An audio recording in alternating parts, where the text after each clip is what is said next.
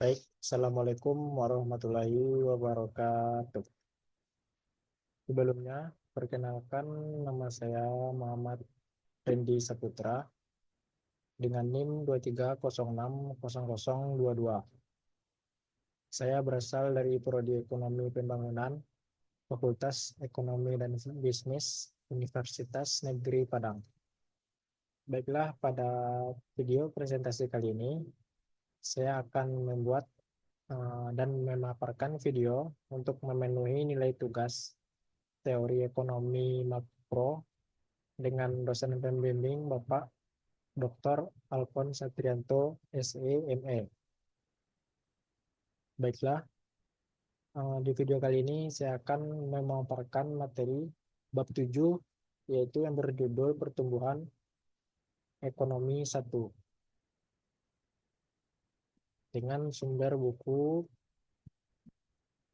Makroekonomi edisi ke-6. Baiklah, langsung saja ke materinya.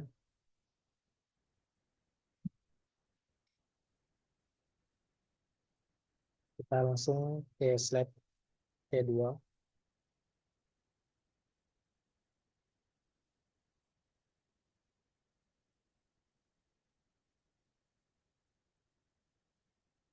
Yang pertama mengenai model pertumbuhan Solow.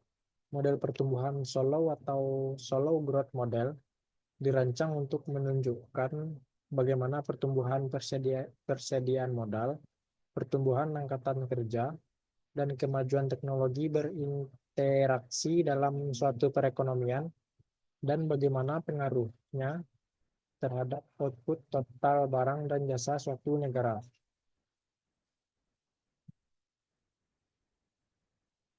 Nah, mari kita lihat sekarang memeriksa bagaimana model ini menangani akumulasi modal.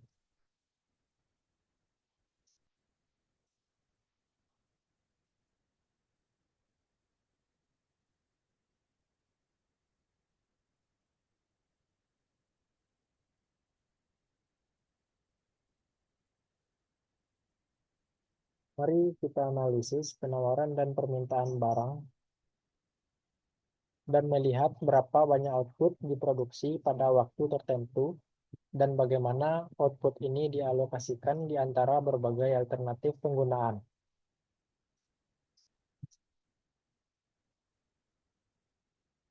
Fungsi produksi.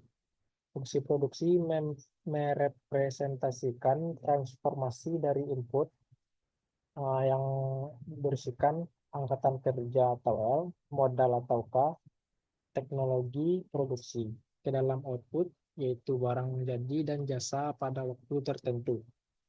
Representasi aljabarnya di slide terdapat Y sama dengan F dikali K dan L.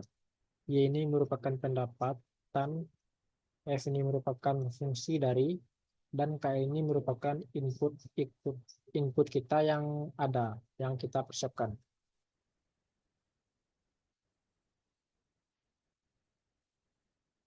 Selanjutnya, mengenai skala hasil konstan.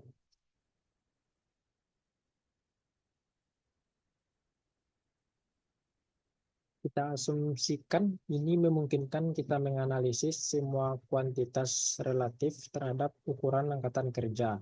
Set Z sama dengan 1/L. Y per L merupakan output tiap pekerja sama dengan F dikali K per L 1. F itu merupakan fungsi dari dan K per L merupakan jumlah modal tiap pekerja. Nah, skala hasil konstan ini mengimplikasikan bahwa ukuran perekonomian sebagaimana diukur oleh jumlah pekerja tak mempengaruhi hubungan antara output tiap pekerja dan modal tiap pekerja. Jadi dari sekarang kita menotasikan semua kuantitas dalam istilah tiap pekerja dalam huruf kecil. Di sini fungsi produk kita yaitu di mana FK sama dengan F dikali K1. Fungsi produksi kita Y sama dengan F dikali K. Sebelumnya yang satu ini adalah konstanta yang bisa diabaikan.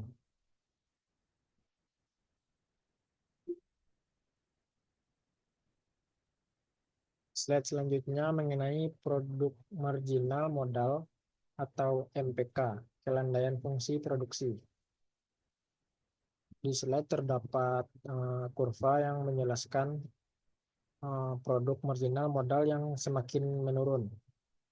Fungsi produksi ini menunjukkan bagaimana jumlah modal tiap pekerja K menentukan jumlah output tiap pekerja Y sama dengan F dikali K. Kelandaian fungsi produksi ini adalah produk marginal modal. Jika K meningkat sebesar satu unit, maka Y meningkat juga sebesar MPK unit.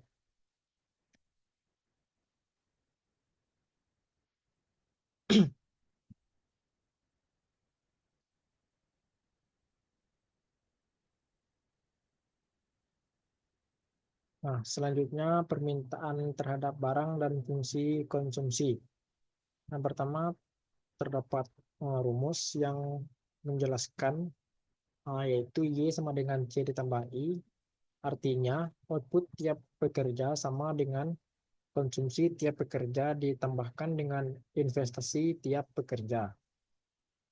Yang keduanya yaitu C sama dengan I satu satu kurang S dikali Y. Artinya konsumsi tiap pekerja itu sama dengan bergantung pada tingkat tabungan antara 0 dan 1.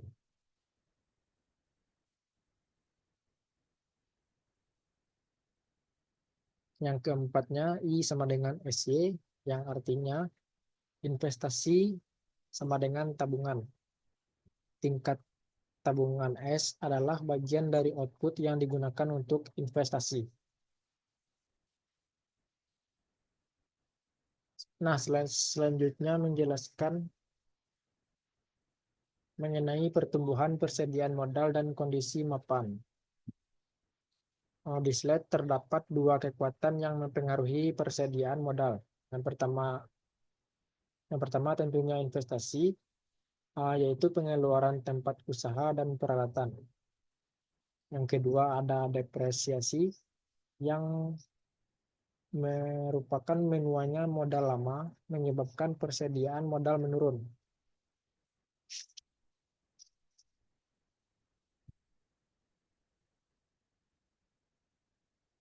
Selanjutnya investasi tiap pekerja I sama dengan SY. Selanjutnya kita substitusi fungsi produksi untuk Y. Kita dapat mengungkapkan investasi tiap pekerja sebagai fungsi dari persediaan modal tiap pekerja. Rumusnya yaitu I sama dengan SF dikali K.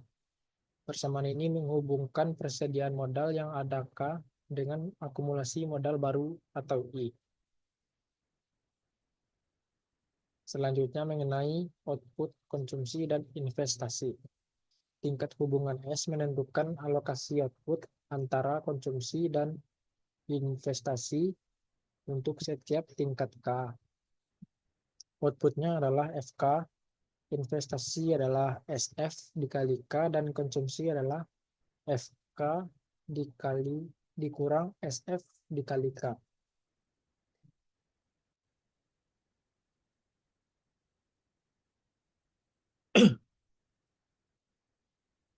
Di slide terdapat kurva yang menjelaskan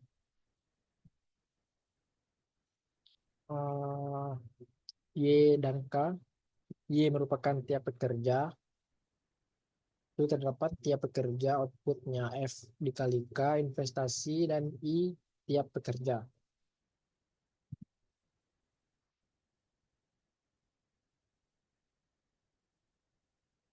Baik, selanjutnya materi mengenai depresiasi. Dampak investasi dan depresiasi pada persediaan modal. Delta K sama dengan I dikurang sigma K. Merupakan perubahan persediaan modal, investasi, dan depresiasi.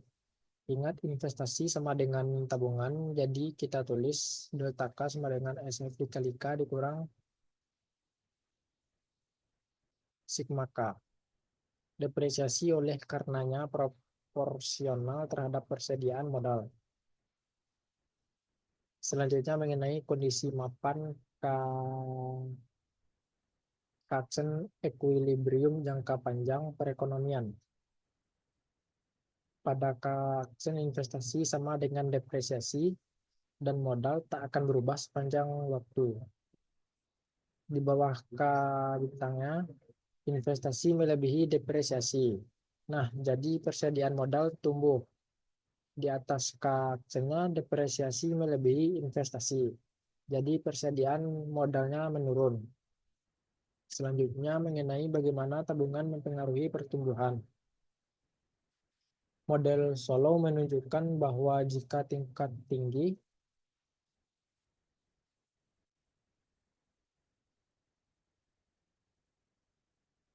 maka perekonomian akan memiliki persediaan modal besar dan tingkat output tinggi.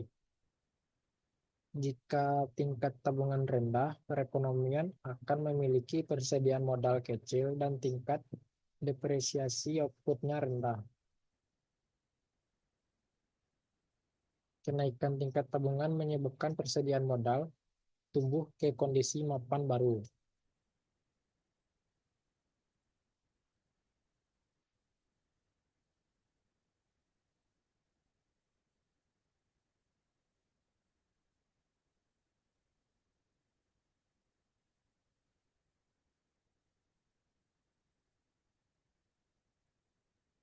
Baik, selanjutnya mengenai tingkat modal kaidah emas. Nilai kondisi mapan K yang memaksimalkan konsumsi disebut tingkat modal kaidah emas atau Golden Rule Level of Capital. Untuk menemukan konsumsi tiap pekerja pada kondisi mapan, kita mulai dengan identitas pos pendapatan nasional dengan rumus Y sama dengan C ditambah I. Dan disusun ulang C sama dengan Y dikurang I. Persamaan ini menyatakan konsumsi adalah output dikurangi investasi. Karena kita ingin menemukan konsumsi kondisi mapan, kita substitusi nilai kondisi mapan untuk output dan investasi. Output tiap pekerja pada kondisi mapan adalah F dikali K, di mana K adalah persediaan modal tiap pekerja pada kondisi mapan. Lalu, karena persediaan modal tidak berubah pada kondisi mapan ini, investasi sama dengan depresiasi delta K. Sigma K mensubstitusi F dikali K aksen untuk Y dan delta K aksen untuk I. Konsumsi tiap pekerja pada kondisi mapan yaitu C aksen sama dengan F dikali K aksen dikurang sigma K aksen.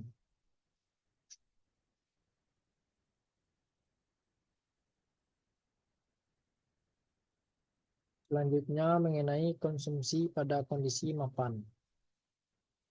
Menurut persamaan ini, konsumsi pada kondisi mapan adalah sisa dari output kondisi mapan dikurangi depresiasi kondisi mapan.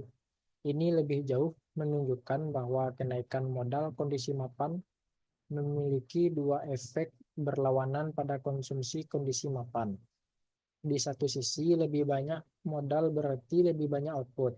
Di sisi lain, lebih banyak modal juga berarti lebih banyak output yang harus digunakan untuk mengganti modal yang habis dipakai.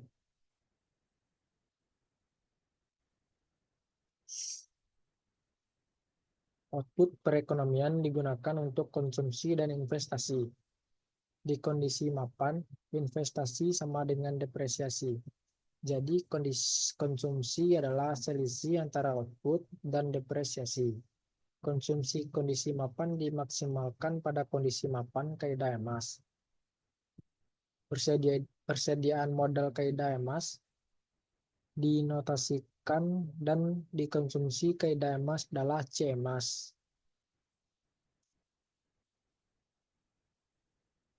Baik, materi selanjutnya kita buat kondisi sederhana yang mencirikan tingkat modal kaidah emas. Ingat kemiringan fungsi produksi adalah produk marginal modal MPK,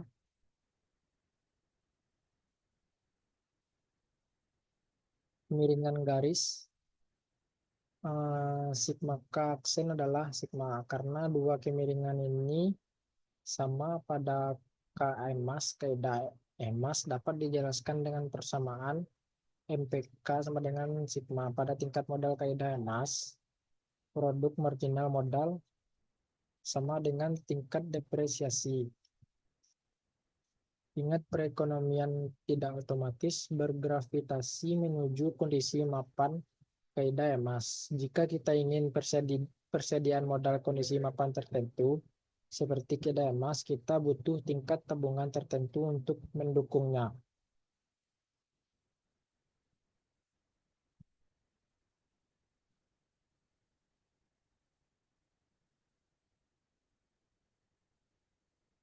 Baik, selanjutnya mengenai pertumbuhan populasi, mode Solow dasar menunjukkan bahwa modal sendiri tak bisa menjelaskan pertumbuhan ekonomi berkelanjutan.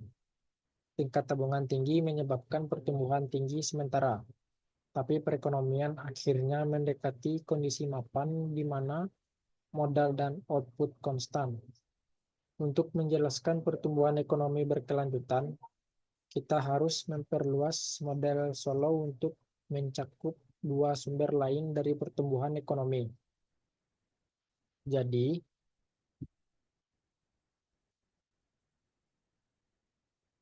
kita tambahkan pertumbuhan populasi pada model. Kita akan mengasumsikan bahwa populasi dan angkatan kerja tumbuh dengan tingkat konstan N. Selanjutnya, kondisi mapan dengan pertumbuhan populasi. Seperti depresiasi, pertumbuhan populasi adalah salah satu alasan mengapa persediaan modal per pekerja menurun.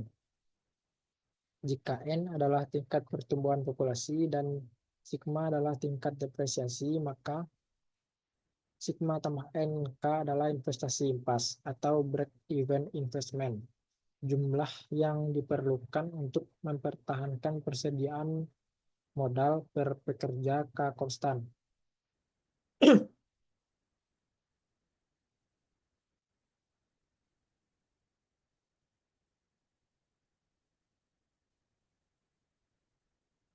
Selanjutnya, agar perekonomian ada di kondisi mapan, investasi SF dikali K harus mengatasi dampak depresiasi dan pertumbuhan populasi. Ini ditunjukkan oleh perpotongan dua kurva. Kenaikan tingkat tabungan menyebabkan persediaan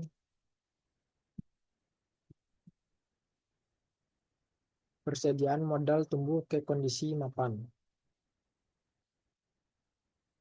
Baik, selanjutnya mengenai dampak pertumbuhan populasi. Kenaikan tingkat pertumbuhan populasi menggeser garis yang mewakili pertumbuhan populasi dan depresiasi ke atas. Kondisi mapan baru memiliki tingkat modal per pekerja lebih rendah daripada kondisi awal. Jadi, model Solow memprediksi perekonomian dengan tingkat pertumbuhan populasi lebih tinggi akan memiliki tingkat modal per pekerja lebih rendah, dan karenanya pendapatan lebih rendah. Kenaikan tingkat pertumbuhan populasi dari N1 ke N2 ini mengurangi persediaan modal kondisi mapan dari K aksen 1 ke K aksen 2. Baik, selanjutnya mengenai pertumbuhan populasi atau N.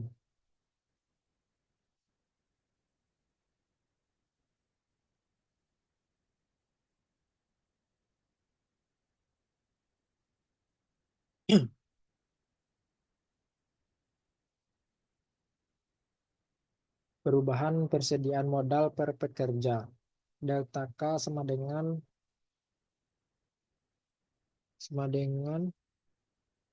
I dikurang sigma tambah NK.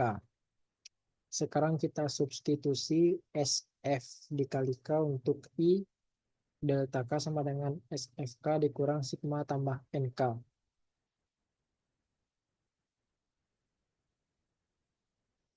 Persamaan ini menunjukkan bagaimana investasi dan depresiasi dan pertumbuhan populasi baru mempengaruhi persediaan modal per pekerja. Investasi baru meningkatkan K, sementara depresiasi dan pertumbuhan populasi menurunkan K. Ketika kita tidak memasukkan variabel N, dalam versi sederhana kita sedang mengasumsikan kasus khusus di mana pertumbuhan populasi adalah nol. Selanjutnya di kondisi mapan, dampak positif investasi pada modal per pekerja hanya menyeimbangkan dampak negatif depresiasi dan pertumbuhan populasi. Begitu perekonomian ada pada kondisi mapan. Investasi memiliki dua maksud. Maksud yang pertamanya yaitu beberapa di antaranya sigma kaksen mengganti modal yang terdepresiasi. Sisanya N kaksen menyediakan pekerja baru dengan jumlah modal kondisi mapan. Di slide terdapat kurva yang menjelaskan kondisi mapan dan modal perekonomian.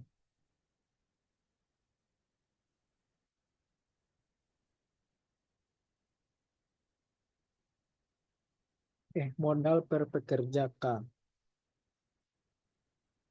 Ini merupakan titik di mana kondisi mapan dan ini merupakan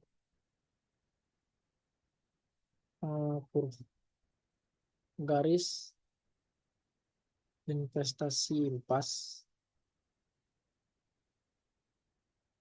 yang bergeser ke arah SFK. Kenaikan tingkat pertumbuhan populasi akan menurunkan tingkat output per pekerja. Nah, bagian terakhir yaitu mengenai poin-poin akhir tentang tabungan. Dalam jangka panjang, tabungan perekonomian menentukan ukuran dari K dan kemudian Y. Semakin tinggi tingkat tabungan, semakin tinggi juga persediaan modal dan semakin tinggi tingkat Y. Kenaikan tingkat tabungan menyebabkan periode pertumbuhan cepat, tapi akhirnya pertumbuhan itu melambat seiring kondisi mapan baru tercapai. Kesimpulannya yaitu meskipun tingkat tabungan tinggi menghasilkan tingkat output kondisi mapan yang tinggi, tabungan sendiri saja tidak bisa membangkitkan pertumbuhan ekonomi yang berkelanjutan.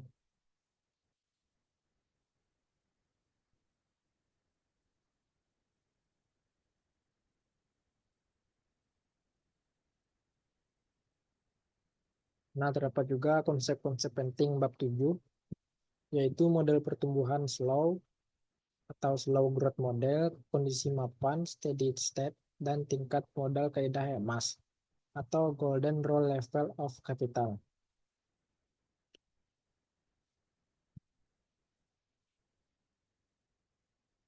Baiklah, sekian presentasi video dari saya.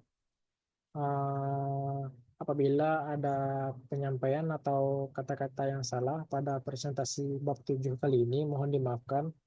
Saya akhiri dengan Assalamualaikum warahmatullahi wabarakatuh.